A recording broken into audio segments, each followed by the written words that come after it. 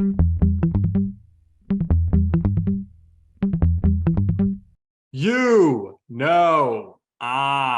right. The podcast that uncovers the origin stories of some of the biggest names in sports, media, entertainment, and so much more. Nick Durst here, along with Joe Calabrese. And Joe, very excited for our guest today because he's an entertainer, he's a broadcaster, he's a sports fan, and he's a former colleague of mine. So why don't you let everybody know who we have with us here today on You Know I'm Right. Yeah, once upon a time, you worked for DAZN and you worked on a specific show that we'll get to. He's bounced around, but he has been an anchor at ESPN previously, works for Telemundo now. And Fredo, he didn't break our hearts today because he's doing this podcast with us. So very happy to have him on. Alfredo Lomeli, right? Am I pronouncing it? Lomeli? Yeah, man, look, feel free to call me Freddy. It's Alfredo Lomeli. Alfredo Lomeli. Yeah, but Freddie's cool, brother. Nice to talk to you, Joe. Nick, always a pleasure, man. You are like one of the biggest brains for baseball I've ever met. And Joe, it's nice to get to work with you too, in a sense.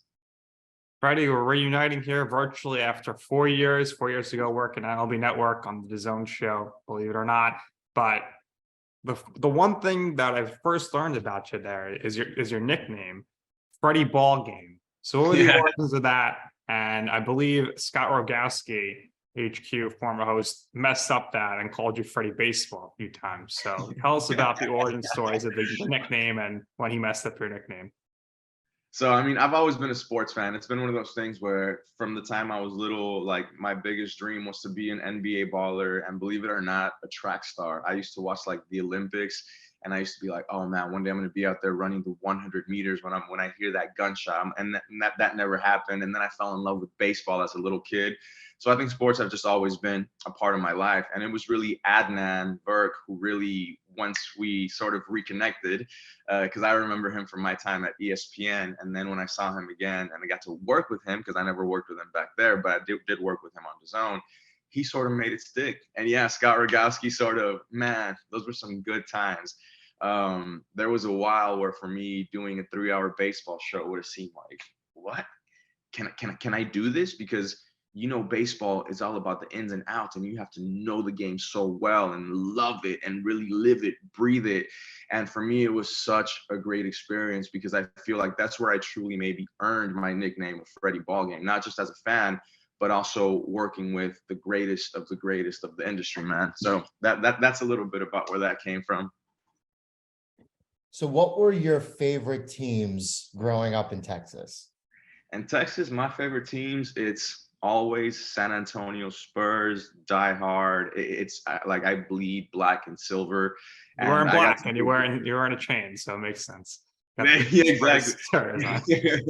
So, I mean, that was really, it was one of the best things that I could ever hope for any sports fan, is to have the luck that I've had with the teams that I followed. Because as you know, Nick, I also really love the Houston Astros. They're just a 3-hour drive. Oh, the champs. Without cheating. Man, you got to beat the man. You know what I mean? Talk about revindication. But so it was always about San Antonio Spurs. It was always about the Houston Astros. I growing up, I always wanted to live in New York. So even like as a little kid in Mexico, I was always like, New York Yankees, so iconic. You could be in the smallest little neighborhood in my hometown and some kid would have a New York Yankees hat. So that's always been an iconic team for me too. And, when I get into soccer, I'm a really big fan of Barcelona and everything that they've been doing. But I would say like my top 3 teams all time would be San Antonio Spurs, Houston Astros, and baseball. If I'm going into football, it's kind of like whatever's good. I try to have love for the Dallas Cowboys, and then I realize that they just make it too damn. It's like you got to really suffer if you want to be a Cowboys fan. And Joe knows all about suffering in football. Yeah. That's real suffering. Pushing it too hard, man. I'll stick with my baseball and my basketball and everything else. I'm just a really big fan of, So Freddie, when USA plays Mexico in soccer or baseball, where's your rooting interest lie? It's Mexico.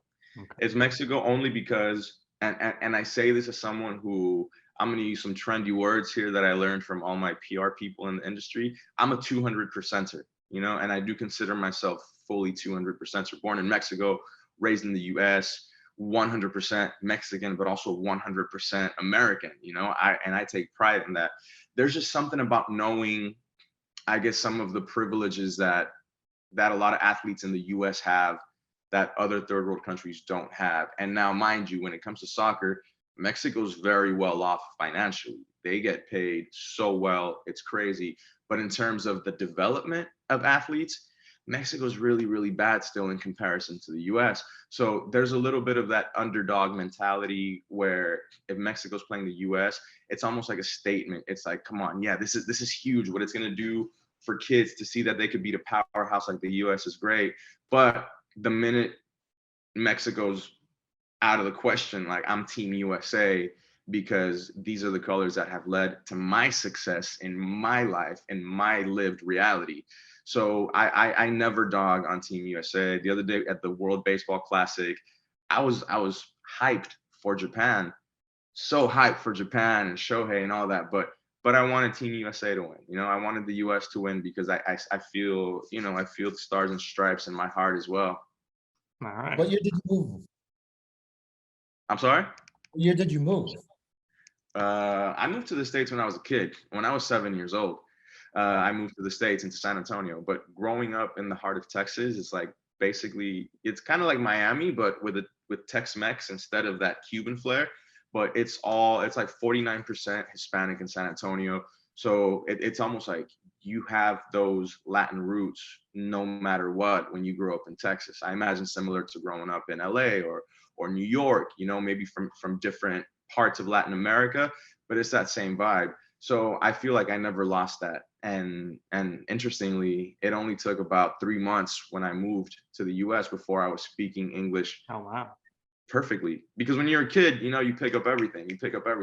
So it's kind of one of those things where I feel both, and sometimes I'm a little troubled, and every time it's like one of those Mexico versus USA games, no matter what, it could be a Mexico versus USA boxing match, my family's always divided, because you have the uncles that are like, what are you doing rooting for Mexico? You live here, you got to root for here, go, and I'm like, all right, Theo, chill. And then you have the half that they're like, no, but Mexico's in the heart, it runs through the blood, you got to root for Mexico. So it's always an interesting time, but that's also what makes watching sports with friends and family fun, is you got your perspective as to why you root for somebody. Sometimes it's just because you might like the players, and sometimes it runs a lot deeper than that, even if you're not necessarily invested in that sports team outside of this one occasion. So you moved around a bit and spent some time in Connecticut. Now you're in Miami. How much do you miss that Tex-Mex food? You know what? I'd like to say that I miss it more, but truth is that I've had so much of it, and every time I go home, I have so much of it that I think it's okay to not have a million flour tortillas and a bunch of cheese and yummy, delicious chili sauce every single day for dinner. It's kind of nice. Now when I go back, I'm like, is this heartburn, or like, am I old, or what the fuck's going on? Sorry.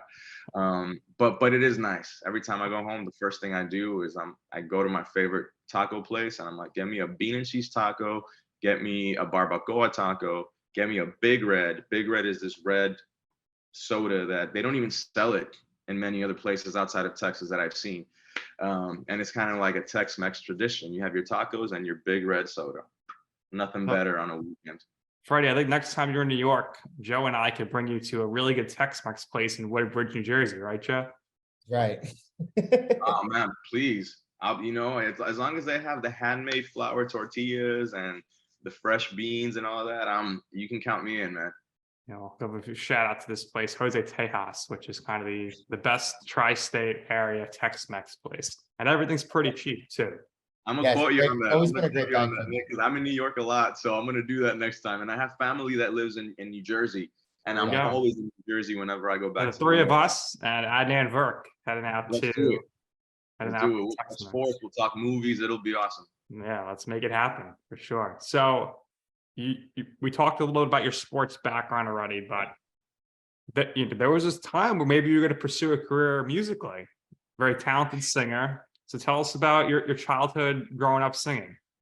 Man, I couldn't even match pitch when I was a kid. So this is all this is all, it was something new in my life. So the way that worked out was, and when I tell you I couldn't match pitch, I couldn't match pitch. Elementary school choir, when we first got to the US, I walk into the room and the choir teacher's like, all right, let's see who's going to be part of the choir. And she was like, match this pitch to everybody. And she was like, ah, and I was like, buh. I couldn't match pitch. It wasn't until I got older that kind of because of my grandparents, you know, grandma on mom's side can sing really beautiful, rest in peace, she could, and so could grandpa on dad's side. In high school, I had never traveled outside of the state. And mind you, I was an immigrant for a long time as a kid. I didn't get my green card and become a permanent resident until I was in 10th grade in high school. So when I got to 11th grade, I found out that like our choir was going to Disney World at the end of the year. I was like, I've never traveled outside of the state. I really want to go. And at that time, my girlfriend was in choir. So I was like, I'm gonna join choir and we're gonna go to Disney World. And that's what I did. And sort of when I started making fun of these big voices. And so I would start being like, lo, lo, you know, making fun like you do in your room. You just start like, you're making fun of an opera singer. I started doing that in choir because I was like, let me try to sound like them, because some of the people were really, really good. And then my choir instructor was like, hey, you got a really good baritone voice. You should maybe think about like auditioning for like the regionals. And then if you're good enough, you go to like area, and then you can go to state. And I was like, yeah, whatever. Like I'm just here to go to Disney World at the end of the year. But it happened, man. It happened. Obviously, I put some effort into it. Once I was like, holy shit, can I do this? I got to all state level. I did my thing. I went to Disney World. It was great. And then I was never a very good student. You know, I guess I'm one of those people where test taking comes easy, but the monotony of sitting in a classroom 8 hours a day and this very like meh type of system that I feel we have sometimes in the US, it was never my thing. So I managed to get a scholarship through singing to go sing at UTSA. And that's where it started. And then a couple of years later, me and a couple of my friends were like, let's go audition for this like Latin American Idol type of thing. And I went and I auditioned and I won San Antonio. And then I went to Puerto Rico and competed with these amazing singers. And I got to the top 20. And then that's how it all started, because I knew I wasn't going to win. I just didn't have the technical skill or the background to do it. But the doors that opened up for me, Nick and Joe, were amazing, because I got out of that competition. My first TV station called me up and said, hey, sorry you didn't win, but we saw that commercial you did while you were on the competition. We think you could be like a good TV host. Have you ever thought about that? And I was like, no, never thought about that. When I was a kid, sure, I was like, oh, I want to be like that guy that like travels the world and is on TV, but never really thought it could happen. And so I really put all my effort into it. And I was really grateful to work with a great team on a really major network, even though it was a regional level at that time. We won some statewide Emmys, did super well. And that's where it started, man. And for me, my life, one thing that I've always had to try to fight with people about is for them to understand that, like, sometimes people want to put you in a box. So they're like, oh, you do sports. Oh, but you also do entertainment. Oh, no, that's, nah, man, the sports people aren't going to take you seriously. And the pop culture people are going to be like, oh, you got to choose one or the other. And I've always refused to do that, because I'm like, how the hell are you going to tell me that I can't like what I like? That I cannot be an avid sports fan and sports journalist and at the same time like to go to a fucking Broadway show. You know what I mean? Like, who says that? So I've always really admired people who step out of that. And maybe that's been what has been one of my biggest challenges, but it also makes me me. So now that I'm older and I look back at what I've done and what I want to do, I see the importance in honing in your energies. But when you're an immigrant like myself, who's just looking for opportunities, and the universe is like, hey, bro, ESPN wants to work with you. DAZN wants to work with you. I get to work with amazing people like Nick and Joe and World Series champions. I've always had the sense of like, who am I to turn down a golden opportunity just because it's not what I saw for myself as a kid? And it's led to some amazing things. And I've made my family proud and I made myself proud. So it's been a wild ride, but I've always stayed true to myself. I've never done something just because it's a TV job. I've always made sure that it has to have a passion that I could put into it. And that's how it's been. And funny enough, it's like last December I did a Christmas special, and my producer was like, hey, we want you to sing on it because we saw this video of you. And I was like, yeah, sure. So it's like a full circle moment. Like I'm doing my hosting thing, and then I got to do a Christmas special where I got to sing and show that off a little bit. And I feel like life is too short to box yourself up and not be bold and take risks. And so actually after April, I'm entering my own bit of free agency. And now I'm sort of having to deal with this again. It's like, all right, well, like what's next? Let me really sort of look at everything I've got going on, see where I want to go, see what opportunities arise. And that's where we're at, man. And it's like anything can happen, because I never saw myself living in Miami, doing what I do. And trust me, I've seen big things for myself. They just never work out the way I thought they would. Yeah, Nick, he's breaking news over here. He's going to be a free agent soon. So Nick and I are in Freddie, come back on. We'll do the decision in 2023. You announce where you're going on the show. So I want to ask quickly about your time at like college. 10 people at that press conference. So I want to ask quickly about your time at college. What did you think you were going to pursue? Seems like you've always had people from the outside telling you you're talented and you should do this, as opposed to what you were going to do. But also I wanted to ask the main differences between like the upper level of schooling here and once you get to college, university, as opposed to where you came from. I cannot speak to really where I come from, because outside of the things that people tell me about, like the university systems in Mexico and all that, I know they're great. I have family that went through them. They're doing really good. I think it's more about the type of person that I am. I've always been a rebel in terms of I don't like to be boxed in anywhere. I don't like to be nobody puts baby in a corner. I don't like to feel like I'm just one of the sheep. I feel that kills creativity. And I'm grateful, man. I'm grateful for like the free lunches that I was able to get growing up. I don't take any of that for granted. My family needed it. I needed it. So it's like the school systems here, I've benefited from that government help. I've benefited from just like my little cousins had to do and everything. And I think it's great. I just think that 8 hours a day, going from class to class to class to class, you go to college, you get an awesome job afterwards. I think it's beautiful. It's not for every kid. How are you going to tell? And I myself, I'm not on the spectrum or anything, but sometimes I think I might be. I was like, why is this so hard for me to stay still for an hour? Why does this feel like torture for me when I want to get out and be interactive? So for me, it was just that. For me, it was just, I'm a student, but I'm a hands-on student. And sometimes I was feeling like that lifestyle was not going to be for me. I was not going to thrive. And I did it up until I could. And trust me, I love school, and I'm pro. I think everybody needs and should get an education.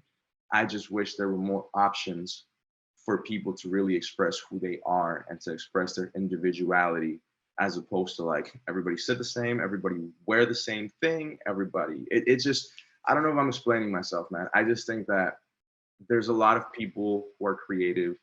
There's a lot of people who could benefit from learning in different ways. And now you can, right? So it's like, I studied radio, television, and film production once. So I went to college, did the singing thing.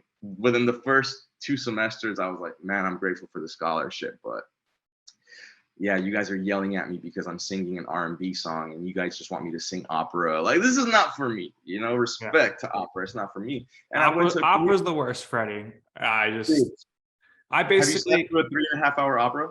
No, I wouldn't want to. I had a bad experience with opera. I basically had to work once for, let's call it the NCAA Office of Opera. So like the governing body. And it was the most snobby, horrible people you could ever imagine. And they were so nasty. It happens, man. And so once I got out of that world, I studied radio, television, and film production. Shout out to San Antonio Community College. And that's where I really learned everything. That's when I started working in TV simultaneously. So I was learning about producing while I was doing my own TV show as a host. And man, it's all out there now. And that's what I truly hope people understand now, is that now it's a different reality. Now you can learn anything you want to from the best minds in the world in any subject, because you can go on YouTube and learn that shit. Or you can log into one of these like Coursera's or something and learn an industry you've always been interested in. So even when it comes to baseball now, you can go to like ChatGPT and it's like anybody can be not anybody can be a stats master. I'm sorry. No. I know that the research departments are, they should always be there, and they should never be replaced by any type of artificial intelligence type thing. But it's like, you can become an expert in anything if you want it bad enough, because now the resources are there. Absolutely. So you did the TV show, you get picked up to do producing on a personality, working with Univision. So what was it like doing that job? And any nerves at first in that position? And ultimately tell us about how you ended up transitioning to ESPN Deportes. Yeah, absolutely, man. So that was wild too. I mean, what I learned from Univision was just that I can be myself, and that somehow was entertaining. And I think I learned that I have what it takes to work with a top team, and that was so huge for my confidence and for my self-esteem and for my self-worth and et cetera, because it's like I start working and I'm working with some of the top local and regional producers, in South Texas. We start winning Lone Star Emmys, and we win 5 throughout the course of my 3 years there. And for me, I'm like, and then I'm still doing my things outside of that. And I do a short film that does really well on the national film circuits. And we go premiere it at the Los Angeles International Latin Film Festival and at the HBO New York International Latin Film Festival. And it was the most random thing, bro. An ESPN producer was at the screening of my film in New York at the AMC on 42nd Street. And she happened to be like high school friends with my director, who's from South Texas. And she goes, "Freddie, man, I saw the thing you did for the National Morning Show the other day. Great movie, by the way. But do you like sports?" I was like, "Yeah, I fucking love sports, yo." I'm like, "Yeah, go Spurs, go." Like, let's go. And she was like, "Okay, so ESPN is looking to launch a show." And I was like, stop. You're saying ESPN. And I got to tell you, I love sports, but you're talking ESPN, you're talking about like sports journalism at its finest. I was like, that's not me. And because I have too much respect for people who dedicate their lives for what they do. So at that time, I did initially say, I don't think I'm the guy. I don't want to embarrass myself or you, an ESPN producer. She's like, chill. It's like, if you're a sports fan, you can learn the rest. What we want is your spark. And then what you're going to be doing anyway, it's kind of like a social media driven TV show. So it's going to be right up your alley. I was like, okay, cool. And I did it. And it was great. And at first it was super difficult because it was kind of like, The Devil Wears Prada. I don't know if you've seen that movie. It's the movie. But it's like, I get to ESPN and they were very nice. People were very nice. But you kind of have like the mean crew who was like, who is this kid coming out of Texas who doesn't know how to pronounce Robert Lewandowski and doesn't know how to, like, it was like all of these things. So I had a tough time. I was like, there was a few people who kind of made my initial time there a little bit difficult, which I'm totally cool with now. We're homies, everything is good. But that really also helped me grow, because I sort of realized that maybe I did kind of slide up in there, just like, social media guy, I'm so cool, let's go. And they did make me realize, if you're here, you have to earn your place on the floor. It doesn't matter if you got hired to do social media, you got to be about the culture. And I dove right in, man. I was there 6 years. Thanks to this producer who saw my short film in Times Square. I got into ESPN, and that's absolutely wild to think about it now. Like, how the fuck does that happen? Like, how does that even, in what world can these worlds connect you to things that you love? But that's the magic of life, bro. And I was there for 6 beautiful years, and they were so good to me, because even when I was at ESPN, the MLB DAZN opportunity came up to work on the show ChangeUp, which is where I met you and worked with Lauren and Adnan and Scott and Steven and so many other people. So it was amazing, man. And they let me do it. So I was like, ESPN on these days, and then I would drive over to Chicago because I was living in New York City. So it was like, all right, my commute is going to be to Bristol today, tomorrow my commute's gonna be to Secaucus. And it was a really magical time for me, man. I have the fondest memories. It was in the pre-pandemic world, and you know, man, it's some of the best times of my life. So how did And that opportunity come about for you? And also, any challenges for you to now do a show in English when you've been all your shows primarily in Spanish? And also, tell us about the time where you drove Scott Rogowsky to Manhattan and you were in awful traffic after a show. Man, it happens, bro. So, all right, let's see.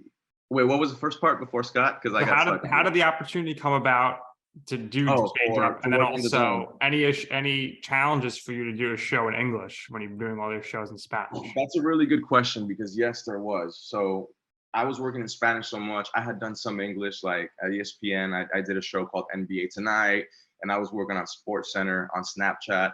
But that's different. Those are like, you do a 30-minute show, you're on air for maybe 21 minutes. Your intro is going to be like 20 seconds, and then you toss to Bruce Bowen, who's going to take it away and just talk for 2 minutes, and then I'm going to toss to break. And it's like very structured, and you can get the hang of it. You know what I mean? So when I went to work on a 3-hour baseball show, I was like, okay, this is where it's at. And working in English, even though I primarily communicate in English, and I feel like I have a better ease of difficult. Like I could talk to you right now, but when it comes to tossing to commercial break or tossing to a game, I realized that I would get tongue tied. So I would sit in front of the mirror and practice that. I was like, why do I sound so stupid when I toss the commercial break? What's going on? And I would practice those things. And then it became second nature. And that opportunity came about because at that moment, there was a time where I was doing really well at ESPN, and they offered me a really big contract. But the whole Bristol life, to be honest, was a little bit depressing for me. I wasn't in a good place to be in a little small town like that with family and friends so close in New York. So when I decided to move to New York, I had to maybe I shot myself in the foot a little bit with my ESPN career because I was starting to do really big things there. But I knew I had to have happiness. Wait until so I found my happiness by moving into New York City, and that meant that I also could no longer be full-time with ESPN because that was Bristol. And so my agent and I started brainstorming, hey, what can we do? How can we do it? Again, ESPN was great. They were like, we'll allow you to work with other people as long as, we're going to have some conversations. And so we started looking, and it wasn't like it just fell into my lap. We started shopping me around and looking around, and he said there's this really interesting thing produced by MLB Network that's going to be on DAZN, and I think you could be good for it. And that's where it all went down, and that's where I met Scott. And yeah, one time I gave him a ride. He had me drop him off like in the middle of some crazy traffic in Hell's Kitchen, and I learned so much from that guy, man. It was world-class people, him, Adnan, Virk, everybody. And Scott's just such a naturally funny guy. He's got this humor that I don't want to say I envy, but in a good way. I'm like, oh, how is he so witty? Like, how is he so clever? How did he think of that right there? But we all bring our own charm. So Scott was definitely one of the, I have such good memories with him. One time we made a bet on air, and he had to get up on the desk and I think try to go for 100 push-ups or something. And I was just like eating popcorn. Great people all around, man. Great people all around. so now that you mentioned a bunch of them, I got to ask you, Freddie, I need your rankings. Now, I'm going to exclude Nick from this specifically, but we got Lauren Gardner, we got Adnan Virk, we got Keith Irizarry, we got Steven Nelson, Scott Rogowsky, and Tony Luftman. We got 6 names over there. Rank them 1 to 6. Ooh, the pressure's on. Rank them in what? What are the, what am I looking at? What's the standards here? Let's see. I don't want to. How about just like who you found to be the most open arms, or the most, the one you got along with the best? Yeah, I was gonna say who you vibed with the best. Yeah, man, I vibed with everybody in such. Yeah, we know you vibe with everybody. No, I really did. But I would say, I'm gonna be real with you. I think Keith and Lauren were like my peeps. Those were the people and I got love for all of them. But for me, as soon as I saw LG and Keith, it's almost like, when you meet somebody and there's like, oh, like you see me, like you see me. That's what I felt with them. It was such a safe space for me, even coming from sports. First time diving head on into baseball. I felt really safe with them. I felt really like just able to be myself. And then with Adnan and Scott, it was kind of like that respect. You know what I mean? It was like maybe these are people that I saw as like also as like mentors. I was like, all right, Scott's done so much. Adnan is one of the most respected names in the game. So it was that kind of thing. And then, I mean, Steven Nelson, bro, get out of here. Steven Nelson is like, who doesn't love that guy? You know, who else am I forgetting on the list? I'm sorry. Tony Luftman. Oh yeah, no, great, awesome. I don't have a million memories, you know, with him, but everyone was great. So I can't rank them because they're all such good people. What I will say is that with Keith and Lauren, it was like, let's go grab a beer and let's go just shoot the shit. And we did, you know, but I keep in touch with all of them. I'm happy to see everybody keeps thriving, you know, everyone keeps thriving. Everybody keeps doing great things. And that's one of the most gratifying things because our industry is full of ups and downs. And I always turn to sports whenever I'm feeling down because you could go see a million movies and some of the best storylines you'll ever witness are in sports. The stories of like, oh man, like you're on top one day and the next day, you know, you're not respected. And how do you bounce back from that? Like, man, just like me, this player got out of the hood, but unlike me, they had this additional turmoil they had to go through. So whenever I'm feeling down, I remember these things and I'm like, okay, no. If Michael Jordan was cut from his high school basketball team, I can get through this depressing ass day that I'm having today. If you know what I mean, like it's just yeah, it's great, man. Everything. It's all lessons for me. And that's one of the things that I love most about sports and baseball too. It's the patience and the focus you gotta have. It's so much. And I always draw from that. So it's like before I come out on air, I don't care if I'm about to do a pop culture segment. I put on my music and I feel like I'm about to go do my at bat. You know, and after the show, I think back and I'm like, okay, how did I do today? What are my stats? Okay, I did. This is good. I watch myself. I'm like, all right, you know, it wasn't a no hitter because then I put myself in like the pitcher's place. I was like, I didn't throw a no hitter today, but it was pretty damn close. Like I did, you know, I did good today. Or it's like, oh man, I was having an off night. I slurred right here. I mumbled right here. But it's all right because so do you tend to watch back your shows sometimes? Yeah, I do. I watch my shows back a lot because I used to never want to do that. And you got to face your fears, you know. I'm sure you've heard this a lot. A lot of us that are in front of the cameras all the time tend to not like the sound of our own voice and maybe tend to not even like the way like we look sometimes. So for me, the growth came from forcing myself to watch myself back and being like, oh, you really do talk too much, bro. You really do talk too fast. But let's fix it. Let's go. Because what do sports stars do? You watch the tape and you get better. So I started implementing that. And once I started doing that, I did start growing exponentially. And I just became a better professional because if you don't watch yourself, how do you actually grow? You can't, or you grow very slowly. So let me ask you a question. Do you like watching yourself back with your older, longer flowing hair or your shorter hair now? How tough of a decision was it to cut your hair? Nah, it was an easy decision, bro. It was an easy decision. I was like, because once you're a man in like the makeup room, about to go out on, you know, DAZN with your baseball show, and the makeup ladies having to like put pins in the back of your hair to get your man bun just right. And it's like the sweltering heat of New York City in a subway, and you got long hair, which I miss the long hair. I was like, let's cut this shit now. Let's cut it now. It was easy, man. It was easy. It is a trip, but if anybody who's ever grown their hair can tell you that like that middle awkward phase is the worst. So, you know, maybe I'll let it grow out again one day, I'm sure, when I don't have to look presentable for the next 3 or 4 months or something, you know, but for now it's easy, man. But it's all about watching the tape, whether whether in what we do or an athlete or anything, man, you got to get better, and you only get better by being vulnerable with yourself too, not just the world.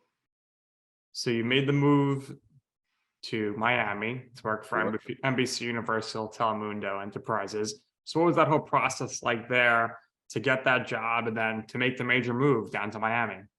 Yeah, I think sometimes you get to a point where maybe you realize that you're growing not at the rate that you would like to where you are at.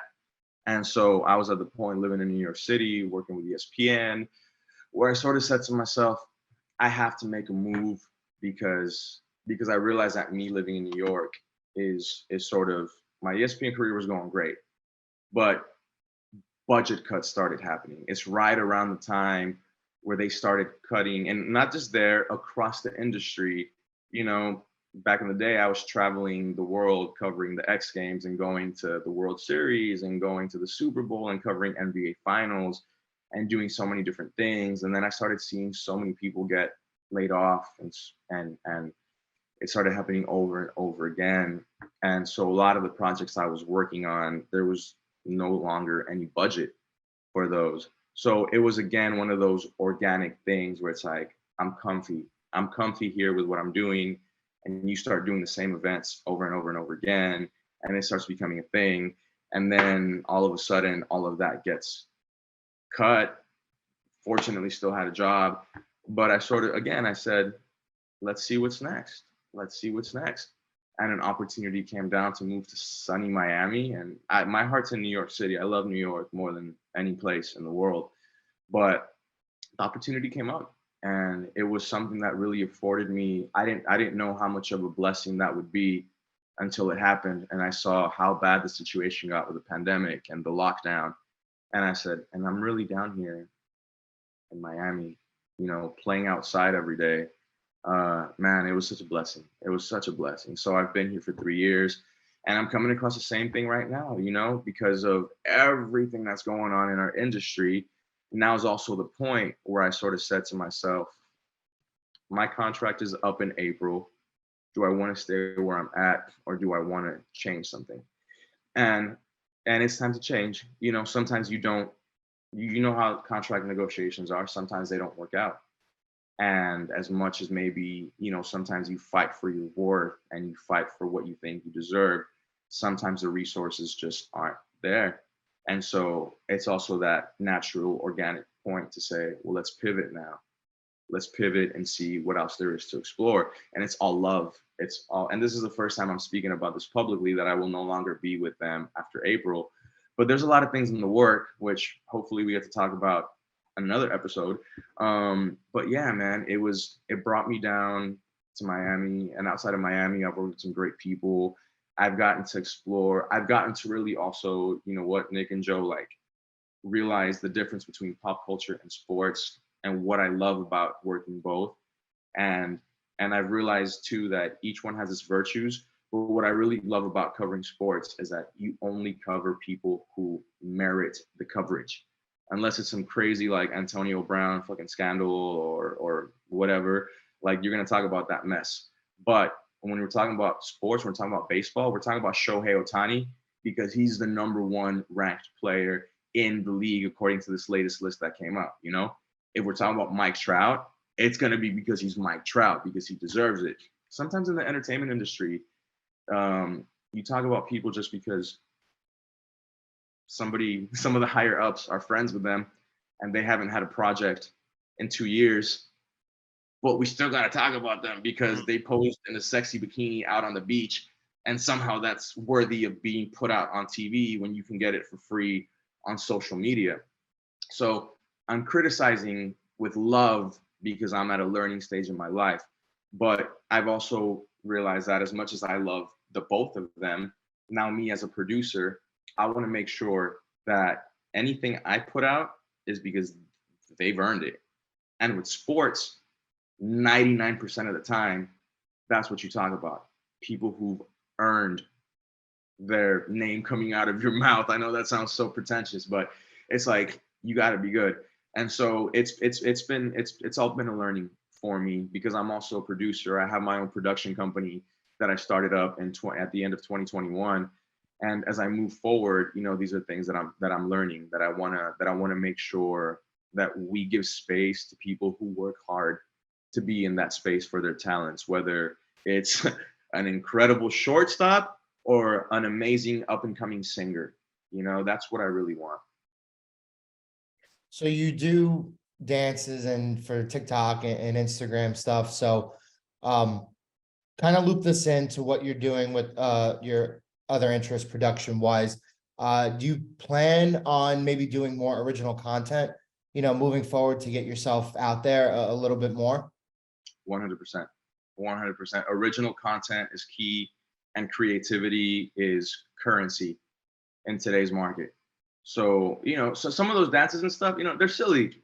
They're silly, but stop taking yourself so seriously, dude. If my co-host wants to do a little silly dance with me, I'm gonna do it. I'm gonna do it if I feel like it, of course, but I'm gonna do it because that also comes to it comes to the era of like, so many of us take ourselves so seriously, so seriously. And you got to understand that the Generation Z, they're all about freedom of expression and light and love. And it's sort of where if you are not a person of your time, you will quickly be pushed out. So I'll do my TikTok dances and then I'll go and I'll sit on my computer and and I'm not even on TikTok a lot, by the way, but on Instagram, I do it a lot. And then I'll go and sit down for like 3 hours and do research on a video that I want to do. You know, and that's what I'm doing. Of course, original content. I still want to work with, you know, TV networks. I'm more than ever, because I don't want TV to be a dying industry. I don't ever think it will be, but it's changing a lot. So it's a format that I love so much that I want to keep working in, but also now through the lens of now anybody could be a creator if you have the creativity to do it. And you're competing with kids who are like 17 in their room, remixing a song, putting it to a video and getting 20 million views in a week. And that sort of speaks to how available it is now to all of us to be who we really are. At a certain point, maybe because you were behind the scenes at MLB Network meant that you could not be the face of your own podcast. And now here you are doing it. And because now you're in an era where you can do it. And it's like, why the hell wouldn't I be the face of my own show? Why? That's where we're at. It's why not, as opposed to why do it. It's a matter of why not do it. I started my own production company and I have really big dreams with this. Why not? And why not start small? Yeah, right now I'm getting paid, me and my partner, we get paid to go shoot videos for organizations. I would like, you know, that's where I'm at right now. That's where I'm at right now. And keep growing and keep growing it and keep growing it. And hopefully that's what it is. And if I can give any kids any takeaways, is that the only limits that you have are the ones that you set for yourself. Because I would have never known that through singing, I would find hosting, and that through hosting, I would do independent films. And then through independent films, I would get hired at ESPN. And then from ESPN, I could sort of double dip and be at DAZN at the same time. And then, you know, it's just like, nothing about this is something that anybody would have told you, like, oh, son, this is how you do things in life. This is the path, you know? Nobody could have predicted that. So, you know, that's what I really try to do whenever I get booked for public appearances, to go speak, to go do Hispanic Heritage Gala, to go to the local college here in Miami and go to their film program and talk about production. Like, that's what I try to tell them, is that the only limits are the ones that you put on yourself. And you learn that from your favorite sports stars as well. Man, those motherfuckers believe in themselves so hard. And they might be cocky and you might not like it, especially in baseball. I know that we still got a lot of the OGs that are not with the showboating and stuff like that. But had they not had that sort of drive, they wouldn't be where they're at. And now they're putting on a show for people and making a whole new generation of fans fall in love with the game.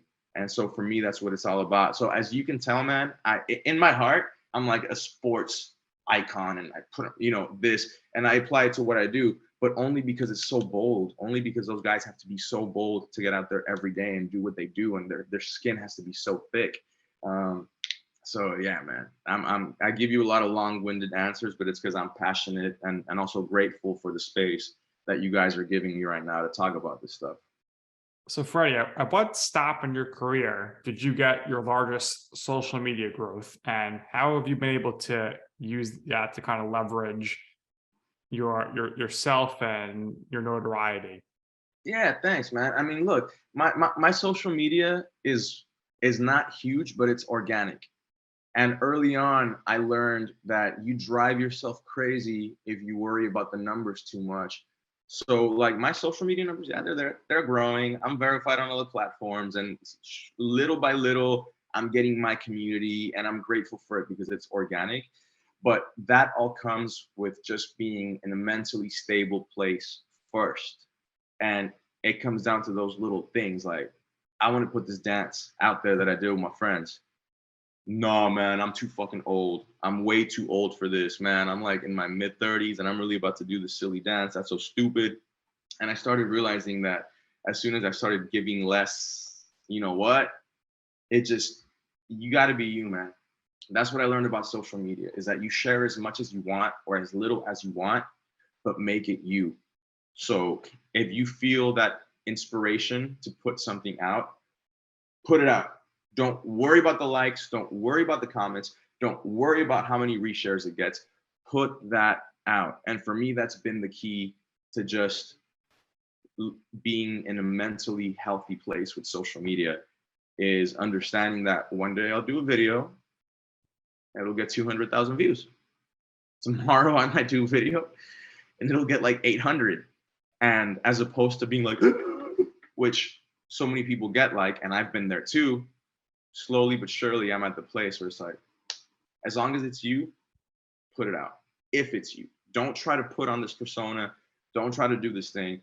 But if it's you, man, I put it out, and I reach, a lot of people. I'm in the community, bro. I'm in the LGBTQ community. I have a partner that I've been with for 4.5 years.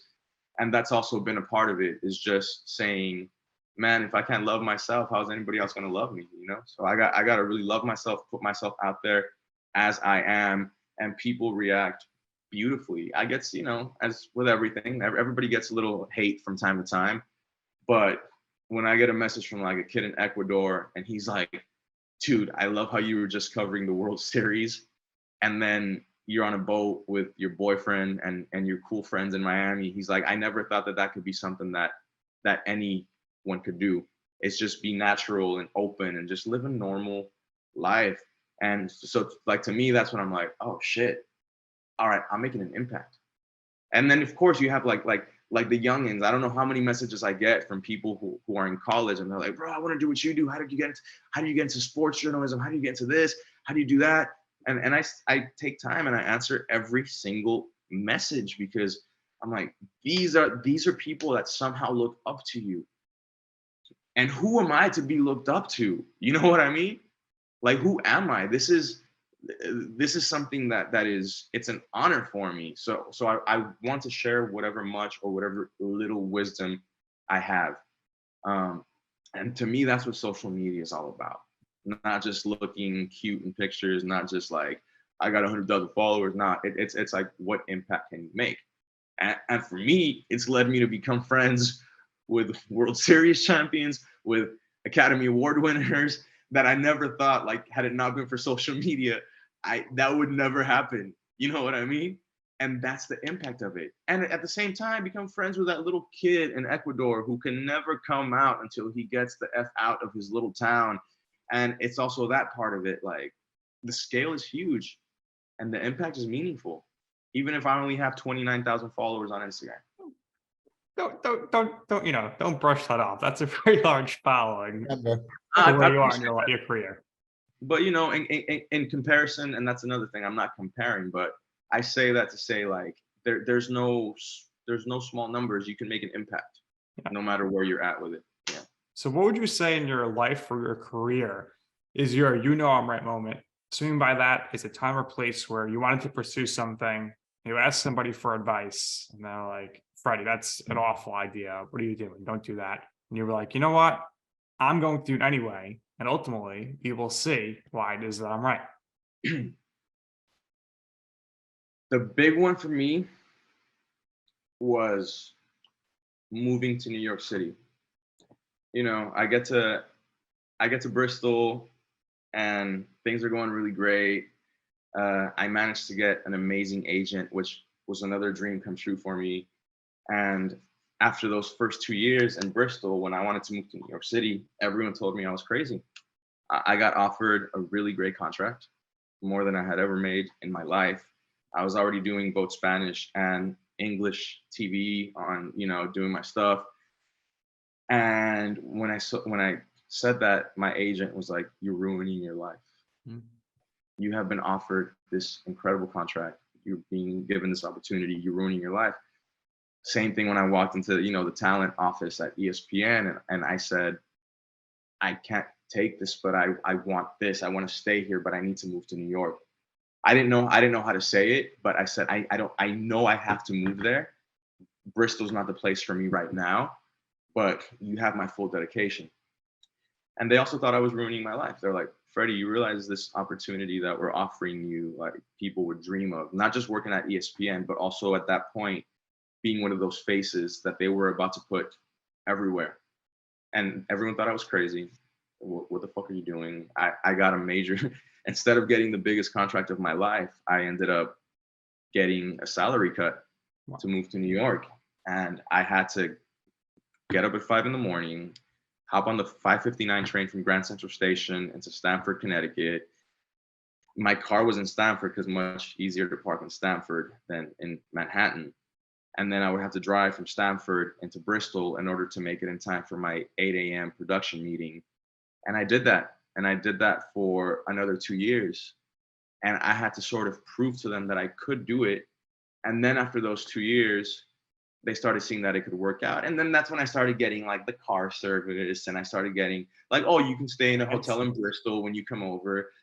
But that was my, you know, I'm right moment, because at that point I was being offered this amazing opportunity, but everything within my heart, everything within my soul was telling me like, "No, you have to go to New York. You have to live that life." And it was one of the hardest things I've ever done.